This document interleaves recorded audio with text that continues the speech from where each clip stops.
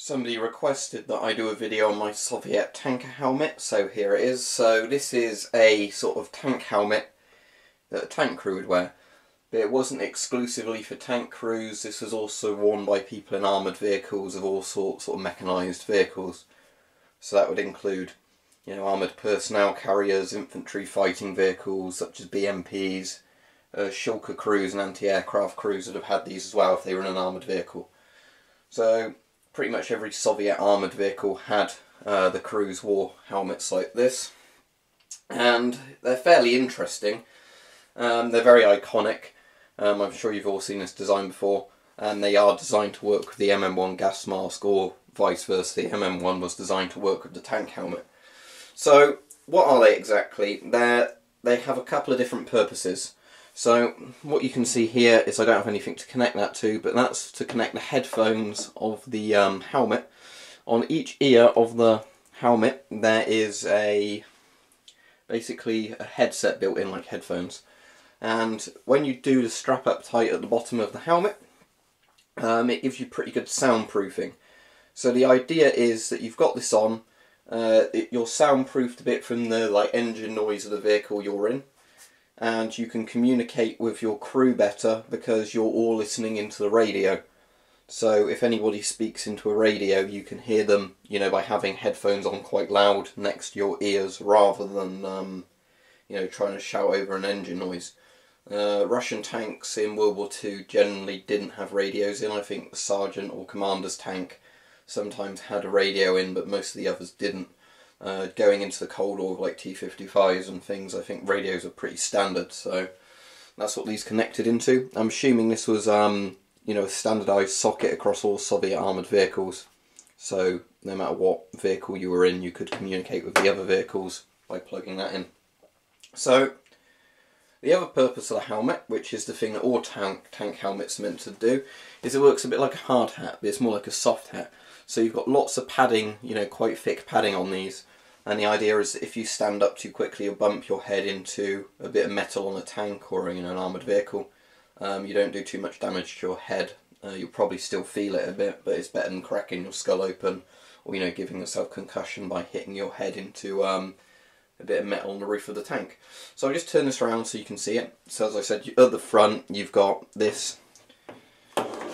On both sides you've got headphone pieces. There are straps and things on the top of these if you wanted to tighten or loosen them. They are fairly comfortable when you've got them on. A thing to note about these is the fake kind of leather material these are made out of. It's kind of a fabric that's been coated with, you know, fake leather. That tends to wear off, so be aware that these can make a bit of a mess if you've got them somewhere. For example, every time I pick this one up and put it back down, I'll shed a bit more of this stuff off of it, and then that's a pain in the ass to clean up. Around the back it's just pretty much like that. As I said, you've got these kind of soft cushiony bits that go all over it. They're very practical. I have tried wearing it and then, you know, smacking myself in the head, and it, you know, does cushion a lot of the blow. So they do their job. I think this is the most iconic design really of any of the tank helmets. In this bit here you've obviously got some sort of capacitors or something for the radio section. Again, I'm not sure exactly what all these bits do, but because I don't have a T-55 to plug it into, but they are obviously used as part of the communications equipment.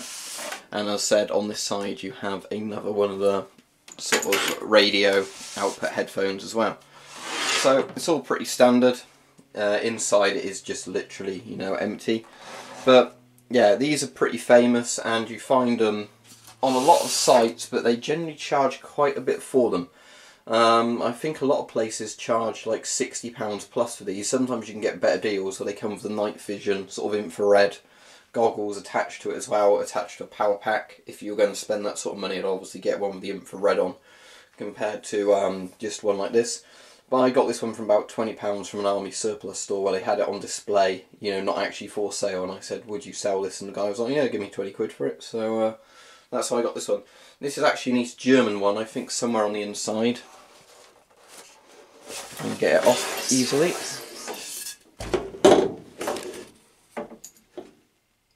Somewhere in here, if I can find a label, it says NVA. There we go. NVA there, if that's visible on the camera. so National Volksarmee, East Germany, and it's dated 1988, so this wasn't made too long before communism collapsed. Funnily enough, they have got the how to wash it kind of symbols on the inside. But there you go, that's what the headset bits look like on the inside. You can see some of the speakers there.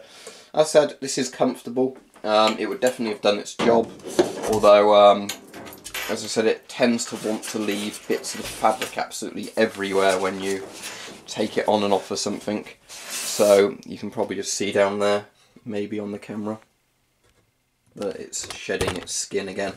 But there you go. This is the East German version of the Soviet tank helmets. They're all pretty similar, and they are cool things. Just don't spend an arm and a leg on them, because you can find them now and again for much more sensible prices.